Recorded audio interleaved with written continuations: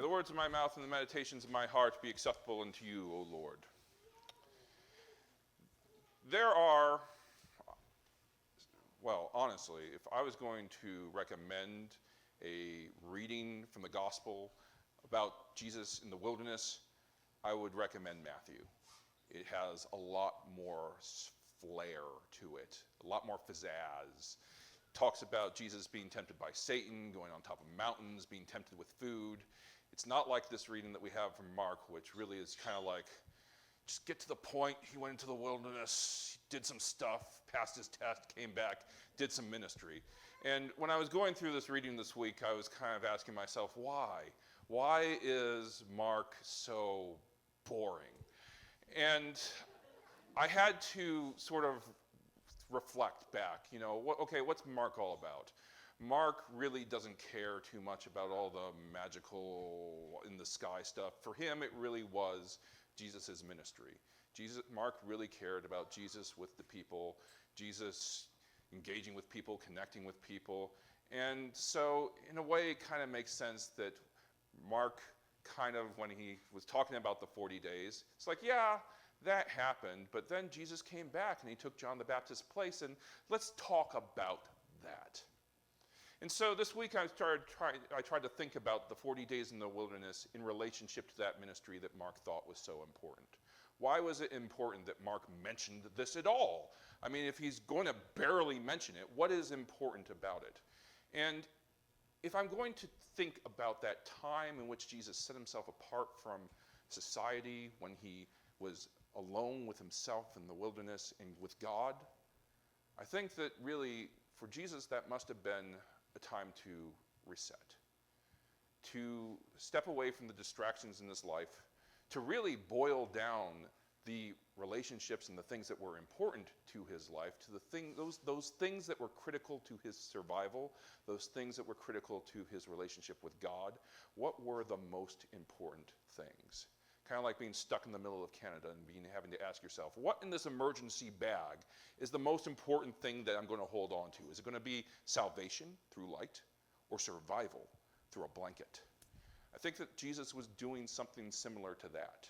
And what it boiled down to, this practice of being alone in the wilderness, this practice of what has come to be for us Lent, Jesus was able to boil down his relationship with God to, I am here to tell people about God's love. That's what it is. Love God, love your neighbor. And going from that place, he was very consistent about his ministry. This is what it's about, connecting to your neighbor, connecting that love of God to other people. And I feel that gave him a foundation, not just for ministry, but it helped him build himself up as a rabbi. We saw that from that place, he changed. He grew into that call to be the Messiah, the Son of God, from whom God was most pleased. He became accepting of people from outside the Jewish tradition. This is a Saracenian woman who was like, even the dogs deserve scraps from the master's table. He became accepting of tax collectors. He became accepting of night workers.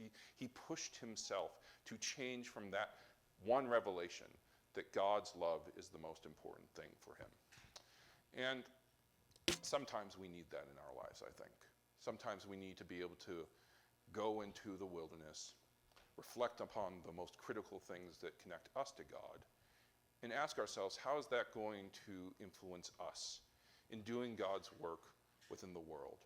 How do we grow ourselves from that place? I remember last week I was talking about Lent in the form of taking something up, taking on something new, not giving something up that you already have. And I do very much believe that, but I do it injustice. I have to, after reading this, I have to say I do an injustice to you all by saying that Lent is just about doing things that are new. Lent is also about reflecting upon the things that we are already doing and asking ourselves, do those serve a purpose? Do those fit into the core agenda of who we are and what we want to do when we're connecting people within the world? And that's going to reflect from us in different ways. Some of us are going to choose the light, Some of us are going to choose the blanket. What I think is important about Lent is that we just know the reason why we're doing it. I served a church up in Lamoille. It's a church that currently probably has 5 to 10 members. It had 5 to 10 members when I got there. They are going through a pretty tough time, and honestly, this is a church where I ended up having to leave because they didn't have enough money to keep a minister. Even leaving on good terms, it was hard to go through that process with them as they slowly realized that they had to choose between keeping their building or keeping their minister. They had to choose between holding on to that building as long as they could or trying to keep what it was or trying to merge into another congregation. It's a painful experience to stand in solidarity with a congregation that's contemplating the end of their congregation. Because they're going through something that you as a minister, honestly, as a person who just sort of came in to preach the word, you're not going to be able to understand fully what that's about. And I think it's incredibly important for ministers who are going through that, so if any ministers who are paying attention, pay attention, to show empathy for the decision making that the congregation needs to go through. Because when I was speaking to clergy about this process I was going through, they were like, oh yeah, they should just join another congregation, sell the building. Use the resources to keep the mission going, just keep that light of God, the history of your congregation, the stories, just incorporate it into something else, something bigger. And yeah, it sounds great, right? It sounds on paper, even theologically, it sounds great.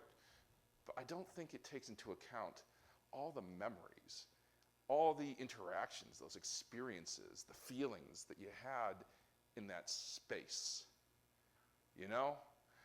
This congregation chose to hold on to that building as long as they could. And I understand that. I mean, I don't personally understand it because I didn't go through those experiences with them. But I can't fault them for choosing that. Because when they went through that process of Lent and had to ask themselves, what are the things that I am holding on to here? It wasn't continuing the tradition of that church into another congregation. Somebody else can continue the tradition of Christ. For them, it was holding on to that space and the memories and the memories of the people who occupied it to the point where they couldn't anymore. I think all of us at times should go through a Lenten experience. It doesn't need to be as heart-wrenching as that, but it's good to ask ourselves, what are the things that we're holding on to? Why are we doing it? I know when I went into my ministry, I eventually came to a conclusion that what I would like to do is to reconnect the church with people here in Vermont. And I do think that desire to connect the church to people, that desire to see it get on its feet and serve a role here in society, in Vermont society, did encourage me to rethink the things that I'm doing in a fundamental way. I mean, honestly, if somebody were to come along and say, well, in order to keep the light of God alive, you have to give up ministry, I'd be like, I don't want to do that. If they said, well, you have to take up astrophysics in order to keep the light of God alive, I'd be like, I don't know how to do that. But honestly, if love can be brought to the world, then Pastor Devin Thomas can learn astrophysics. That's not what I ended up doing. But honestly, if it wasn't for church, I wouldn't have done things like run for a political office and lose, or through the process learn how to manage a website, or learn how to do video editing. Those are not things that they taught me to do in seminary. Those are things that I learned to do because I felt it was important to connect people to what we're doing in church. It stems from a fundamental realization that this is what I feel God is calling me to do. And because I feel this, I'm going to do this, this, this, and this. I think that is what Lent can do for us. It can help us boil it down to that core principle that drives us forward. Because if we know what that is, then we can be intentional about how we are trying to connect to people and how we are trying to minister and represent God within the world. Last thing, I wasn't going to share this because I didn't know how to connect it, but I had a parishioner in one of my churches that did keep me on. She was she came up in an evangelical tradition and was very open-minded, well, not open-minded, very free in expressing her relationship with God to the point where the congregation she was at kicked her out. So she ended up hanging out with us in our little progressive congregational church because we accepted her. However, it was an interesting thing because she held on to those traditional understandings of her.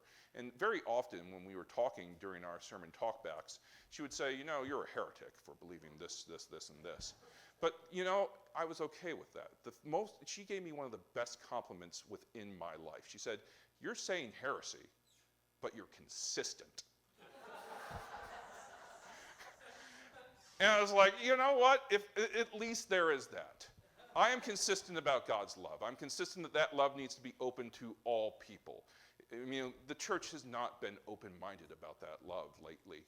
We have not been open-minded about, being open to the refugee, being open to or to immigrants, or to women behind the pulpit, or to our LGBTQ plus community. We have been able, especially within the ELCA, to change what we are doing because we have an understanding of the fundamental thing that we are doing, sharing God's love. So, yeah, maybe we'll end up stepping on people's toes, and they'll be calling us heretics from time to time. But as long as we're consistent about God's love, I support it. I support that exploration of Lent. Amen.